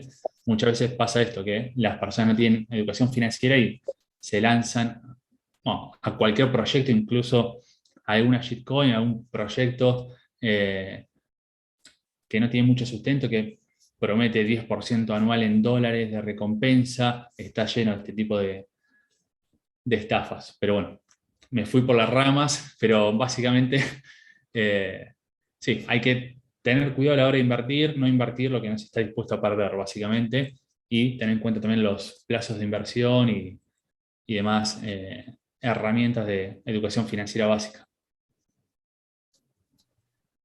Bueno, yo obviamente soy abogado, no, no estoy tan, digamos, no soy tan ducho todo en esos conceptos más financieros, más de flujo de fondos y ese tipo de cuestiones que son nada más de los profesionales de económicas, pero sí creo que, bueno, a ver, en principio en algún momento yo sí creo que estamos como en una especie de algo muy similar de lo que sucedió en el 2017, y ahí hablo de mi experiencia, o sea que en algún momento las cosas se van a estabilizar o va a suceder algo similar a lo que pasó en el 2018, que bueno, que eso es como cíclico, ¿no? Se habla mucho de estos picos y luego bajadas que se estabiliza y luego... ¿Qué puede suceder? La verdad que no lo sé, eso lo tendrían que hablar con otra persona. Pero sí tengo una opinión acerca de si las cosas, si la expansión monetaria en cierta manera está incentivando este proceso de crecimiento que obviamente estamos viviendo ahora. Y yo no sé qué tan de acuerdo estoy con esa premisa. ¿Y por qué digo eso? Porque lo que sí vemos es que yo creo que cada vez hay más interés, hay más inversor, digamos, más inversor individual que está empezando a buscar alternativas a los sistemas financieros tradicionales. Yo creo que hay un aumento de demanda eh, y creo que y hay como un aumento de la necesidad de tratar de entender estos sistemas, y de hecho la inversión que hacen los inversores institucionales, ¿no? Me parece que se están metiendo con eso, y no sé qué tan relacionado está eso con la expansión monetaria, ¿no? Yo quiero creer que en épocas, por ejemplo, de crisis como la generada por el COVID-19, toda esta expansión monetaria está dirigida más que nada a tratar de reactivar el consumo, es decir, a darle préstamos a las personas para que puedan cancelar sus obligaciones inmediatas, tratar de obtener alimentos, nada, volver a reactivar todo lo que se inactivó durante el 2019 y 2020. Y creo que en ese sentido, no sé si las criptomonedas empezaron a ser como una cuestión ahí de salida, que puede ser, ¿no? Hay como gente que dice, bueno, por ejemplo, en Estados Unidos les estaban dando a todos los individuos como una inyección de dinero, etcétera, y que muchos millennials lo estaban volcando a criptomonedas, pero yo relativizaría el impacto que tuvo eso en el precio, ¿no? Yo creo que hay como un innegable mayor atractivo hoy en el 2021, muy similar a lo que sucedía en el 2017. Fíjate que son ya 4 años, quizás esto de lo cíclico no es tan loco, pero bueno, nada, esa es mi opinión. Obviamente nadie la puede tomar como si fuese la opinión de alguien que sabe, es sencillamente una opinión. Bueno, es que aquí no sabe nadie. Víctor, es que aquí no sabe nadie. Ni los que más saben, saben. Entonces, bueno, digamos que nos iguala a todos un poco. Yo sí que creo que estamos en un superciclo, lo digo abiertamente. Creo que tiene que venir una corrección fuerte, lo decía antes. La cuestión con esto es que yo digamos que me abrazo la ignorancia. Es que no sé cuándo va a llegar la gran corrección. Es que no sé si la gran corrección va a estar más arriba o más abajo, nos va a llevar más abajo o más arriba. Es que no lo sé. Las políticas inflacionarias, claro que ayudan a que esto pase, porque si no podemos tener dinero en el banco a plazo fijo, ya no es una opción, nos están empujando a herramientas más arriesgadas, como básicamente a día de hoy en inversión es inmobiliario o acciones, no hay mucho más. Pues la gente coge y dice, hombre, pues por un poquito más de riesgo quizá tengo mucho más beneficio, ¿no? Y entonces salta a cripto al menos con una parte de su portfolio. Yo creo que esa es una forma de pensar más o menos razonable, yo diría, ¿no? Siendo precavidos. Las dudas económicas son muchas, porque estamos en un periodo sumamente inflacionario a nivel de las monedas tradicionales, pero son todas a la vez. Es decir, lo que pasaba muchas veces es que un país inflacionaba mucho y entonces, pues claro, preferían irse a otra moneda que no se devaluase tanto. Y bueno, pues con dos argentinos en la sala no os lo tengo que explicar. De hecho, es muy interesante que vuestro testimonio. Yo tengo una newsletter se llama Consenso, por si alguien se quiere suscribir, en la cual hablaba de inflación, y la mayoría de mis lectores que son de España, no todos, pero una buena parte, claro, les hay que explicar lo que es la inflación porque no la sufren en carnes. Y claro, en otros países es que es un tema nacional, es un tema de suma importancia para las personas, ¿no? Y a lo mejor ahora en Occidente también nos empieza a pasar eso. Mi duda es eso, que es toda a la vez. Luego también hay otra duda, que si cripto es inflacionario. Es decir, Bitcoin, pues solo habrá 21 millones de Bitcoins, pero es que hay muchas monedas nuevas y cada vez hay nuevas monedas y cada vez hay nuevas monedas. Entonces también lo que he escrito también se está agrandando, ¿no? Y entonces hay gente entrando, pero también eso se está agrandando para hacerle sitio, que son tokens creados de la nada, ¿no? Igual que también los euros. Entonces, yo tengo muchas más dudas que respuestas, ¿no? Mi sensación es que no todo puede subir y en general es que en escenarios de mucha volatilidad como el que estamos, o sea, en algún momento la volatilidad tiene que venir de vuelta. Eso yo creo que es más que razonable.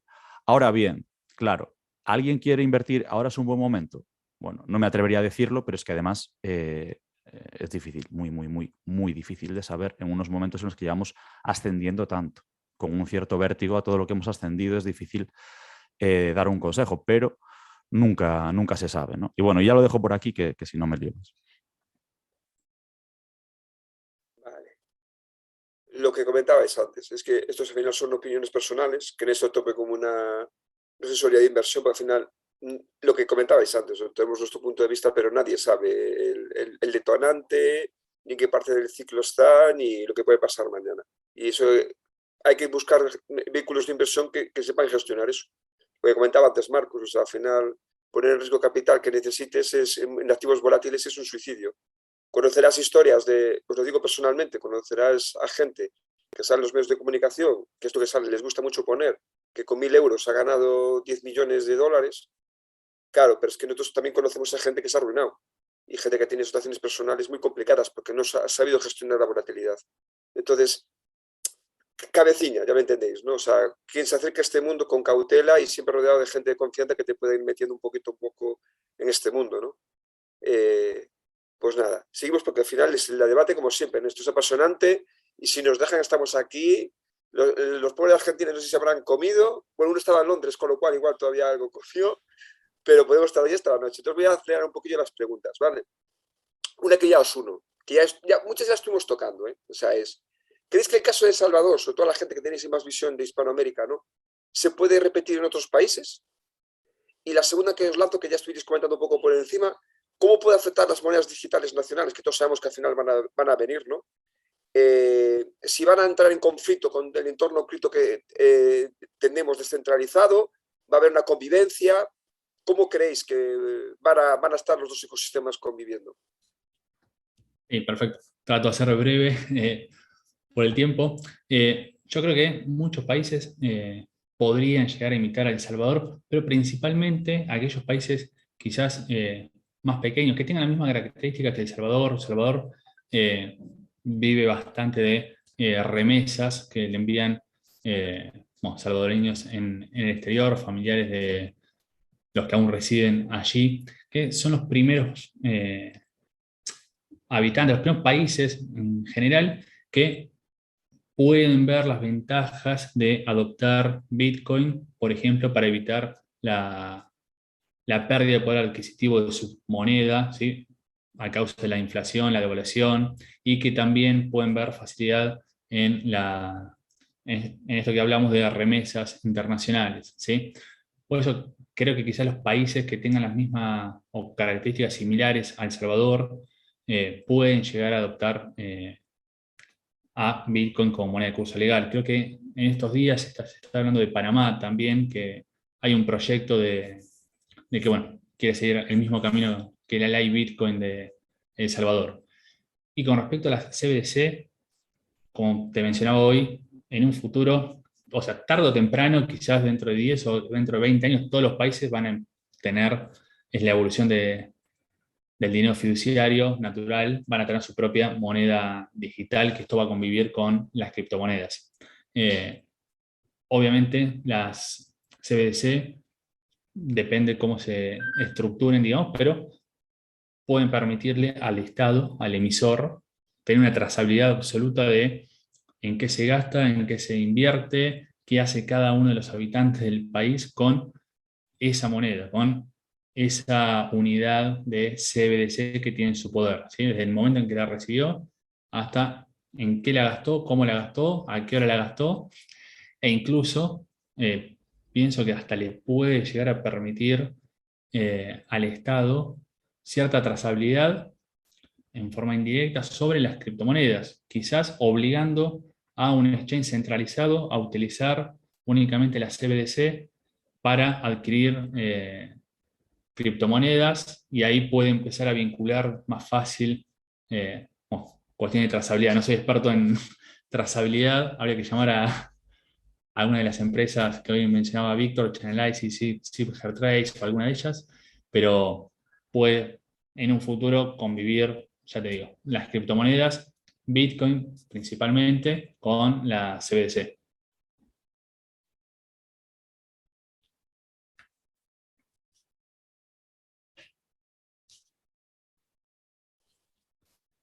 Víctor, Que- ¿me escuchas? Creo que se fue Me la veo congelado. conexión, me parece. Sí, parece como congelado. Igual Estaba mal con Wi-Fi. Vale, pues que siga Isaac y si Víctor vuelve, que lo complete después.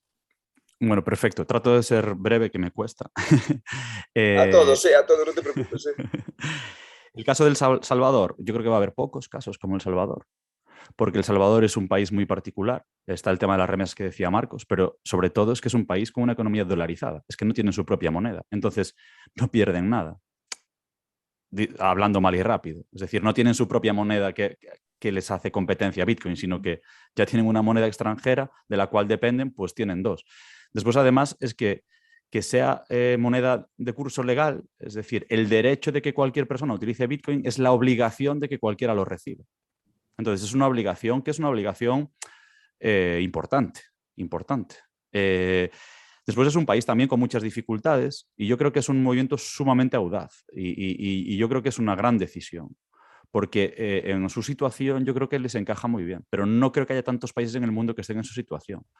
Yo creo que los países van a tender a defender sus monedas muchísimo. Y la forma de defenderlas es blockchainizarlas, es hacer las CBDCs, las Central Bank Digital Currencies, y que se combinen de alguna forma con cripto. Y yo creo que esto de si no puedes con el enemigo, únete a él. Yo creo que va a ser esa la estrategia. Ahora bien, y ya por último, ¿no?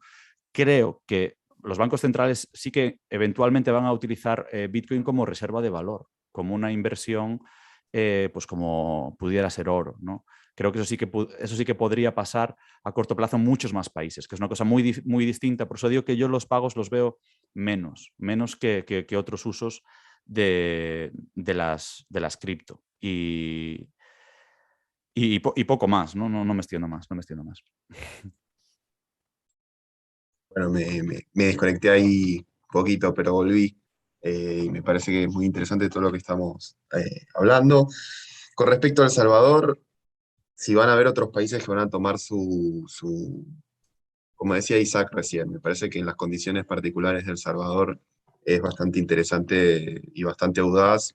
Me parece que en principio les está haciendo, o por lo menos es como una alternativa que se le presenta a todo, digamos, a todo El Salvador de una sola vez. Es una alternativa que antes no sé, que hicieron toda la infraestructura, ¿no? Toda esta billetera que termina siendo custodial, ¿no? Que eso un poco también se conecta con lo de Marcos, o sea, y ahí es donde empiezan a haber determinados riesgos que quizás nosotros no pensamos al principio. O sea, nos quedamos con, che, qué bueno que podamos pagar absolutamente todo con Bitcoin. Bueno, sí, y también del otro lado, toda la infraestructura crítica que se está generando para que eso suceda está precisamente controlada por aquellas personas que en un principio, o que digamos la filosofía de estos ecosistemas descentralizados nacieron para evitar que eso suceda, ¿no? Por eso digo que somos animales de hábitos. Entonces, en ese sentido, van a haber otros países que sigan ese camino, que sigan específicamente con que sea moneda de curso legal.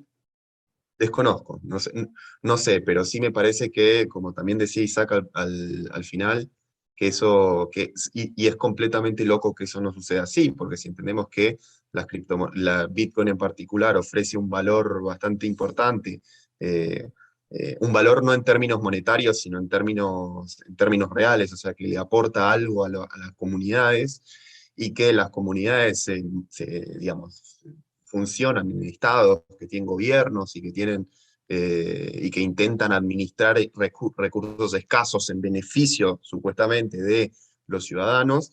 Yo creo que es bastante loco que no lo empiecen a incorporar como una alternativa de las reservas de valor que ellos ya tienen, ¿no? O sea, bien sea en moneda extranjera, bien sea en recursos naturales como pueden ser, bueno, recursos naturales, oro, otras piedras preciosas, o lo que ellos consideren como valioso, y que les sirva para justificar tener recursos, ¿no? Porque en definitiva esos son los recursos son valiosos porque mucha gente lo ven hasta cierto punto, ¿no?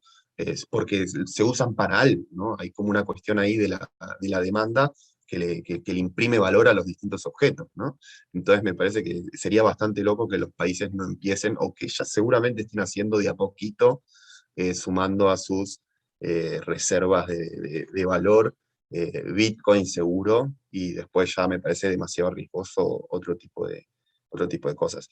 Y también que eso, digamos, directamente va a empezar a empantanar la cosa en el sentido de que, bueno, al ser todo esto un sistema financiero particular, que está en software, que se generan determinados, porque nosotros hoy entendemos que se generan determinados medios de gobernanza acerca de Bitcoin, ¿no? Por supuesto, está la gente que mantiene el código de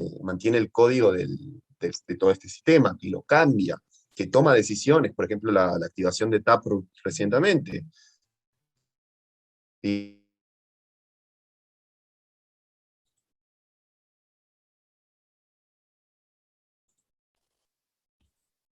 Qué pena, se volvió a perder Víctor. Vale. Pues después, si quiere que lo complete. Sí, yo tengo que intervenir porque son las 20 horas 40 minutos aquí en Galicia, allí en Argentina o en Londres o tal, pues son otros horarios, pero tenemos que ir ya cortando. Entonces, disculpa, Víctor, que se cortó la... Entonces, yo lo que haría, si os parece, es hacer como, si algo os quedó por decir ahora en 30 segundos, agradecería que lo dijerais 31 segundos, como mucho, cada uno que intervenga, por favor, y luego Antonino y yo ya clausuramos. Y lo que va a pasar es que estamos viendo que estas charlas dan para más, o sea que, bueno, pues ya haremos y extenderemos, porque aquí queda mucho por decir. Mucho Hombre, tomate. Antonino está preguntando a 5 años. O sea, dentro de poco va a haber que hablar de nuevo otra vez, de aquí a unos meses, porque va a cambiar todo radicalmente, o gran parte. Entonces, si os parece hacer una mini ronda de lo que queráis decir como conclusión o que os quedo por decir muy breve, por favor. Sí, bueno, antes que nada, muchas gracias de vuelta por la invitación. Y como recomendación a las personas que antes de invertir en criptomonedas o en cualquier tipo de inversión, traten de investigar bien cada uno de los proyectos. Hay, en el caso de, bueno, lo que estamos hablando hoy, nuestro ecosistema, hay organizaciones como Agalbit o la ONG Bitcoin en Argentina, o incluso comunidades dentro de las propias redes sociales, donde hay mucha gente que tiene buen material y que puede ayudar. Hay canales de YouTube, Twitter, por nombrar algunos, no sé, Defilatam, CryptoChica, Shanix, pueden buscar que dan buen material y cualquier persona puede acceder a él y aprender un poco del ecosistema, si no sabe.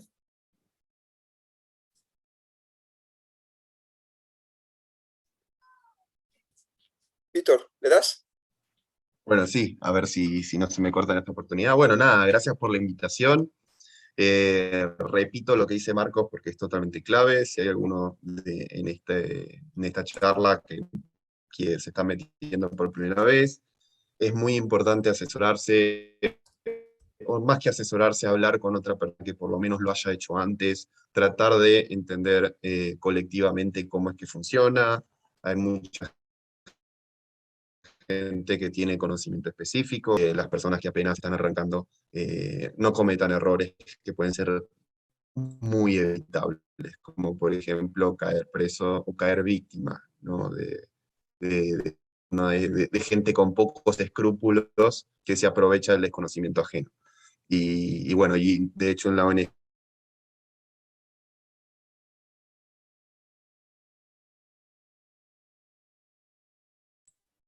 Le completo, seguramente iba a hablar de la clínica de legales que también él dirige en la ONG, por eso pueden consultar la página de la ONG Bitcoin Argentina. Hay charlas gratuitas, la clínica de legales, le decía Víctor. Pero bueno, ahora termina si querés con un chau. No, gracias, chao, y muchas gracias por la llamada y perdón. Bueno, pues también reiterar las gracias. También, bueno, ha sido un lujo también conocer a Marcos y a Víctor y compartir este momento. Yo creo que estamos ante uno de los grandes cambios históricos en la tecnología del ser humano. No quiero ahorrar en palabras, creo que estamos delante de eso. Que se va a construir un nuevo sentido común, igual que hoy lo tenemos para el mundo digital y que hace unos años nadie lo tenía o muy pocas personas lo tenían, se va a construir para blockchain. Entonces hace falta efectivamente, y coincido con los ponentes, aprender mucho.